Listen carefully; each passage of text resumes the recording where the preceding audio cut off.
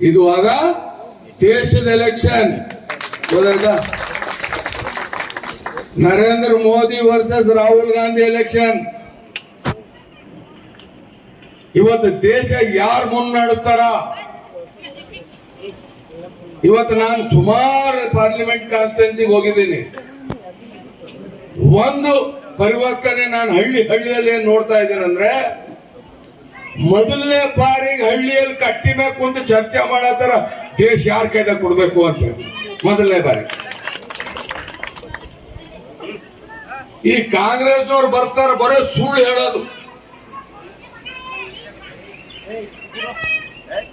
ಏನಂದ್ರು ಇವರು ಎಲೆಕ್ಷನ್ಗಿಂತ ಪೈಲೆ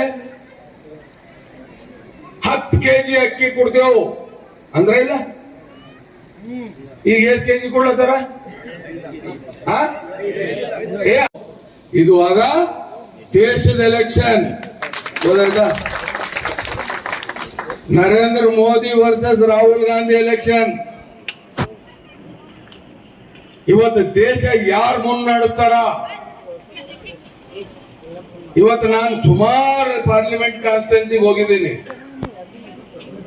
ಒಂದು ಪರಿವರ್ತನೆ ನಾನು ಹಳ್ಳಿಯಲ್ಲಿ ಏನ್ ನೋಡ್ತಾ ಇದ್ದೇನೆ ಅಂದ್ರೆ, ಮೊದಲನೇ ಬಾರಿಗೆ ಹಳ್ಳಿಯಲ್ಲಿ ಕಟ್ಟಿ ಮೇಲೆ ಕುಂತು ಚರ್ಚೆ ಮಾಡತ್ತಾರ ದೇಶ ಯಾರ ಕೈದಾಗ ಕೊಡ್ಬೇಕು ಅಂತ. ಮೊದಲನೇ ಬಾರಿ ಈ ಕಾಂಗ್ರೆಸ್ನವ್ರು ಬರ್ತಾರ, ಬರೋ ಸುಳ್ಳು ಹೇಳೋದು.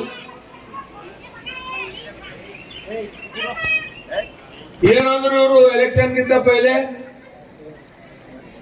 10 kg ಅಕ್ಕಿ ಕೊಡ್ತೇವು ಅಂದ್ರೆ ಇಲ್ಲ. ಈಗ ಎಷ್ಟು ಕೆಜಿ ಕೊಡ್ಲತ್ತಾರ? ಇದು ಆಗ ದೇಶದ ಎಲೆಕ್ಷನ್ ಗೊತ್ತಾಯ್ತಾ? Narendra Modi versus Rahul Gandhi election.